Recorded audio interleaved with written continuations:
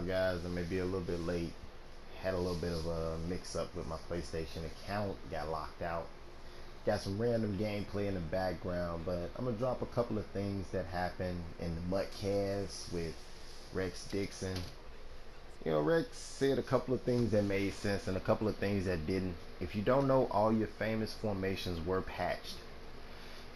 I've been playing for a while and it's harder to get pressure, but at the same time I've noticed you don't have that many defenses to choose from anymore because there are not that many blitzes. Guys are just out here running what they think will work or what might work. They're trying to confuse you more. The problem is there isn't that much pressure. If you get a nano in, it's an accidental nano. Like it's like something that just happens out the blue, like right there. I kept trying to do it and recreate the situation again, which it really only happened every purple moon. And I'm like, oh my God, I just found a nano. And guess what happened? It got stopped the very next. Like when this guy caught on to it, he shifted the line and popped it. Like it wasn't even working anymore. But it just patched the normal formations. Now back to the start of it. Rex Dickson dropped a lot of information in this Muttcast that I was really shocked that he would come out and say. He gave us the user catch, height, spectacular catch, jumping ability. Those are the three things.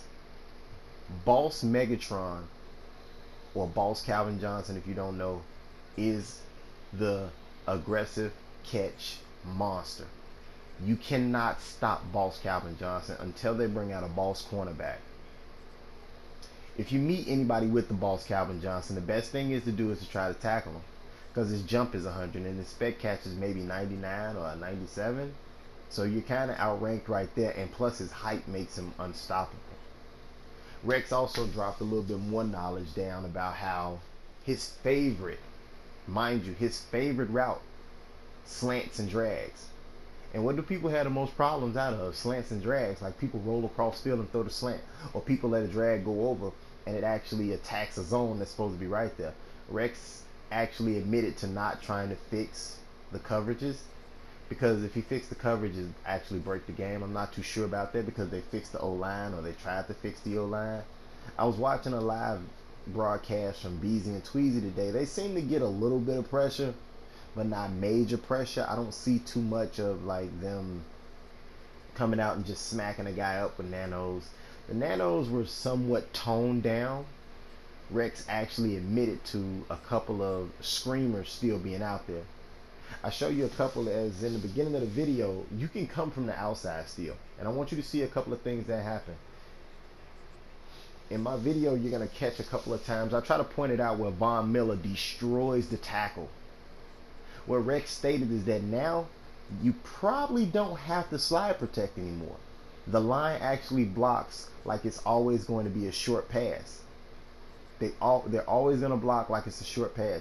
If you remember last time I told you the best way to stop a nano in old gameplay was with a short pass and play, the line blocks. If you notice that right there, look. Now, that was an easy way to get around, but normally after I had did that or managed to get him around that bend, if you can get Von Miller around the bend, great. But now once Von Miller shoots that bend, even if he doesn't slide protect, that guard isn't going to let him come through there anymore. Look at that.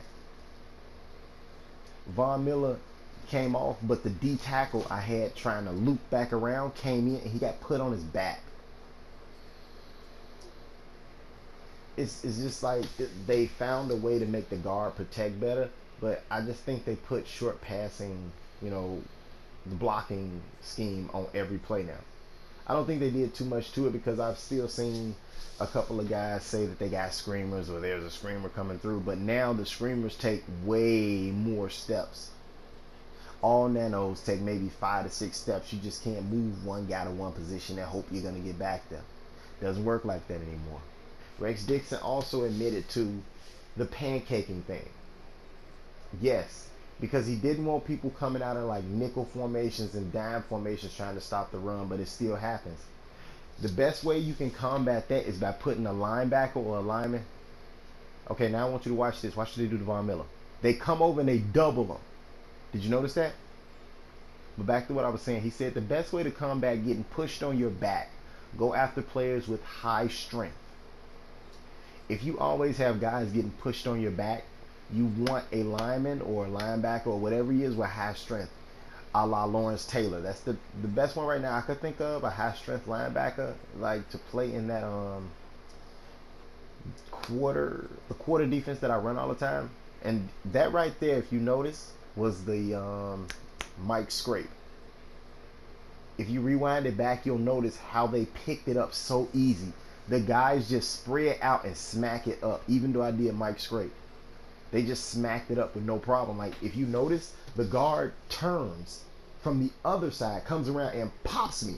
The other free runner gets picked up by the running back. They're no longer confused. It's very hard to confuse these guys. Like I've noticed that if you want to try to create a nano, I'd say the best way to do it is to possibly come from the outside. I've had a couple of gameplays. I'll show you one in my next video where I was coming from the outside with Sean Taylor. Sean Taylor was able to come in clean until the guy slide protected. Then I have another video where I think it's because of the patch. I have a guy who actually blocks my field goal. He not once, but like 2 or 3 times he blocks the field goal in that game. That was an L I had to take. I hate this Eddie Lacy, but I want that car so bad. Sorry for jumping subject, but I want that Eddie Lacy car really bad. I don't know why. And there we go again, another accidental nano. I have no idea how I did that. And I'll probably never be able to recreate it. It probably was the fact that this guy rolled out, but it just seems like they're just way more, like you really can't slide through anymore. But now I've noticed 9 times out of 10, you're going to get like a 2-man under QB contained quarters defense, or a dime flat man-to-man, 2 safeties over the top. Nobody, I have yet to run into anybody who can basically send heat at you to stop your offensive plays. So right now is the time to take advantage.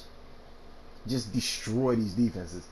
I'd say Rex Dickson said that he loves drags and slants. Bam. Look at that. Look at that. Like the drags are just always going to be open. Like it pretty much makes sense after he said that. He said, you know, drags and slants, that's his offense. And if you play the game, drags and slants kind of destroy almost anything you go up against. He put out a lot of information in that Mudcast, and you know, apparently custom playbooks are coming to us. He doesn't know when. My main theme here is that I talked to him on Twitter. I would really appreciate like a MUT app, you know, one that can keep me in the bidding, let me know how expensive one card is, let me know when this card is hot, when people are buying this card, this, that, and the third. I would, you know, like that, a MUT app or something to help us out. You know, like, I hate going away from the game and I know it's a good bidding or a good auction going on, and I just totally miss out on it because I can't stay in the house or I can't stay on the computer, stay on the game that long. Catch you guys next time, another live